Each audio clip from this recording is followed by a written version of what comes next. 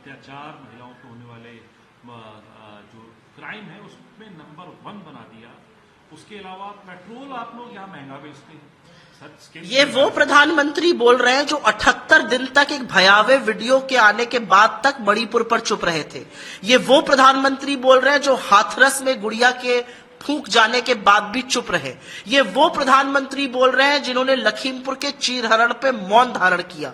ये वो प्रधानमंत्री बोल रहे हैं जिनके घर से 500 मीटर दूर इस देश की सबसे होनहार बेटियों को सड़कों पे घसीटा जा रहा था और वो बृजभूषण शरण सिंह को संरक्षण दे रहे थे। किस मुंह से प्रधानमंत्री महिला सुरक्षा और सम्मान की बात करते हैं? जिस राजस्थान में आकर वो अनर्गल बयानबाजी करते हैं, उस राजस्थान में महिला बलात्कार में दोषी करार देने की प्रतिशत 48% है, जबकि नेशनल एवरेज 28% है।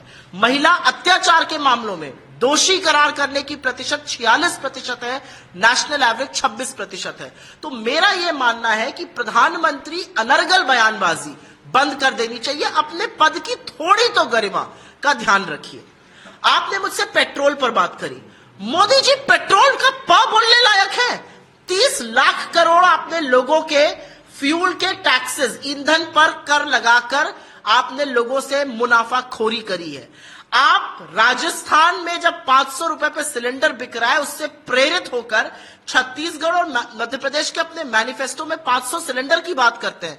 10 राज्यों में सरकार है, एक में 500 में सिलेंडर करके दिखाएं। हटा दे सारी एक्साइज। 13 बार एक्साइज बढ़ाने वाले प्रधानमंत्री राजस्थान आके पेट्रोल का रोना रो रहे हैं। ये मोदी जी का दिमागी और नैतिक दिवालियापन दोनों दिखाता है। हम इसके अलावा प्रहलाद जोशी भी कह रहे हैं कि कांग्रेस में सोते रहे 5 साल, अब एकदम से आ रहे हैं, सामने खड़े हो रहे हैं, जीत का दावा कर रहे हैं, ऐसा कुछ भी होने वाला है। प्रहलाद जोशी का यहाँ पे क्या लोकल स्टैंड है बोलने का? पहले तो मैं ये समझना चाहती हूँ, राजस्थान की स्पेलिंग लिख लेंगे वो? पहली बात। प्रहलाद जोशी तो कर्नाटक में भी बहुत कुछ कह रहे थे, वहां पर जनता ने क्या करके दिखाया, ये प्रहलाद जोशी को रात के जो स्वप्न आते हैं उसमें भी पता चल जाता होगा। मेरा अपना मानना है कि राजस्थान की सरकार ने जिस तरह से कोविड के दौरान लोगों की सुरक्षा करी, जिस तरह से 25 लाख की चिरंजीवी योजना लाई, जिस तरह से महिलाओं को महंगाई से बचाने के लिए 500 का सिलेंडर और अन्नपूर्णा योजना करी, 100 यूनिट बिजली के फ्री दिए, जिस तरह से ओपीएस पुरानी पेंशन स्कीम को बहाल किया, केंद्र सरकार के लाख रोड़े अटकाने के बावजूद, ये अपने आप में एक मिसाल है। असलियत तो यह है कि हमारी राजस्थान और छत्तीसगढ़ की सरकारों के काम से चुरा चुरा के अपना मैनिफेस्टो बनाने वाले आकर हमें यहां पर ज्ञान दे रहे हैं। मुझे तो इस बात पर हंसी आ रही है। हम इसके अलावा एक बड़ा जो है कोशिश की जा रही है, जिसमें कि तमाम योगी आदित्यनाथ हो, चाहे हिमंता बिस्वा शर्मा हो, और इवन गृह मंत्री ने भी इस बात को कहा कि कांग्रेस अपीजमेंट पॉलिटिक्स की हदें पार करती है। जब कन्हैया लाल की डेथ होती है तो उसे 5 लाख रुपए दिए जाते हैं, और मुस्लिम युवक बाइक एक्सीडेंट में मर जाए तो उसे 20 लाख रुपए दे दिए जाते हैं। इस चीज को किस तरीके से देखें आप, कैसे काउंटर करेंगे आप? मुझे ऐसा लगता है कि गृह मंत्री, प्रधानमंत्री योगी आदित्यनाथ और हेमंतो बिस्व शर्मा, 4 लोगों का आपने नाम लिया। एक राजस्थान के नेता का नाम लेकर दिखाइए जो राजस्थान की यहां पर बात कर रहा हो।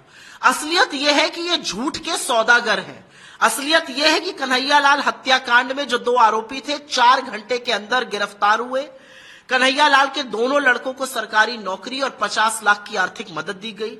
मामला एनआईए को सौंपा गया। 1.5 साल से एनआईए ने इस पर क्या कार्रवाई करी, हम वो जानना चाहते हैं। सारे साक्ष्य मौजूद हैं। मैं ये जानना चाहती हूं कि आज की तारीख में भाजपा क्या ये बता पाएगी कि ये दोनों आरोपी भारतीय जनता पार्टी के सदस्य कैसे थे? भाजपा के माइनॉरिटी सेल के सदस्य, जिनकी तमाम भाजपा के नेताओं के साथ बड़ी अतरंग फोटो है, वो कैसे थे? इस बात का जवाब दे दे। असलियत यह है कि जब आप योगी आदित्यनाथ को या हेमंत बिस्व शर्मा को चुनावों में लाते हैं तो सारा देश जानता है आप क्यों लाते हैं। आपके पास कोई मुद्दा नहीं है, आपके पास कोई दिशा नहीं है इस प्रचार को ले जाने में, और आपको लगता है कि उनको लाकर आप वो कर लीजिएगा जो आप करने में विफल हो रहे हैं। वो काठ की हांडी बार बार चढ़ चुकी है, अब उसको उतार दीजिए, अब वो नहीं चढ़ने वाली है। आखिरी सवाल आपसे, राजस्थान में आप लोग अपनी सरकार के काम पे और सरकार में काम करने वाले के नाम पे कुछ चुनाव नहीं लड़ रहे हैं, सीधे तौर पे सामने आप मुख्यमंत्री का चेहरा क्यों नहीं? हर जगह मुख्यमंत्री का चेहरा नजर आ रहा है, आपने तो बिल्कुल ही परिपाटी कर दी। मुख्यमंत्री को डिक्लेयर करके क्यों नहीं लड़? नहीं, मुझे ऐसा बिल्कुल नहीं लगता। मुझे लगता है कि हर जो हमारी ब्रांडिंग है उसमें मुख्यमंत्री जी हैं। हमारे पास हम भारतीय जनता पार्टी की तरह तिनके नहीं बटोर रहे ना कि पता ही नहीं है कौन हमारे लीडर्स हैं। हम बाहर से लोगों को एक्सपोर्ट नहीं कर रहे। हमारे पास हमारे बहुत सारे ऐसे शीर्ष नेतृत्व राजस्थान में अवेलेबल है जो पॉपुलर है, चाहे वो सचिन जी हो, चाहे वो गहलोत जी हो, चाहे वो डोटासरा जी हो। तमाम ऐसे ऐसे अलग क्षेत्रों के लोग हैं, अलग वर्ग के, अलग समुदायों के, अलग संप्रदायों के लोग हैं।